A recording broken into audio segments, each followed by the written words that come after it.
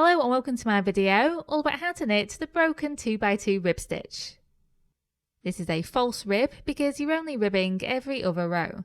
So you're doing a regular ribbing pattern for the right side rows but not for the wrong side rows.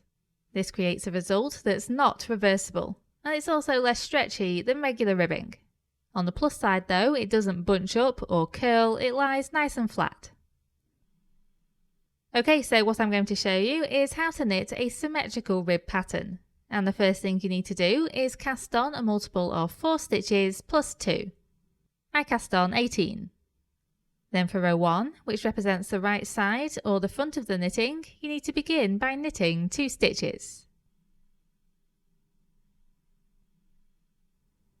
Then bring the working yarn between the needles to the front and purl 2 stitches.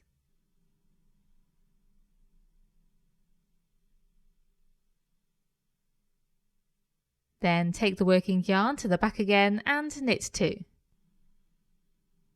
Then just repeat purl 2, knit 2 over and over until the end of the row.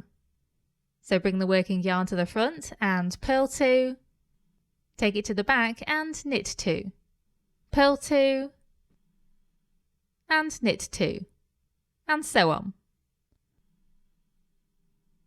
And you should be finishing the row with 2 knit stitches.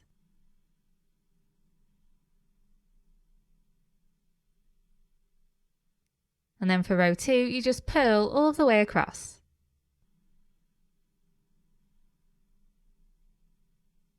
Just as a side note, if you see a broken rib pattern that uses a knit row rather than a purl row, just know that you can use either. It doesn't actually affect the overall look of the finished pattern. And once you've done those 2 rows, you just need to repeat them over and over as many times as you wish. And this will be the result. It's not reversible, as you can see.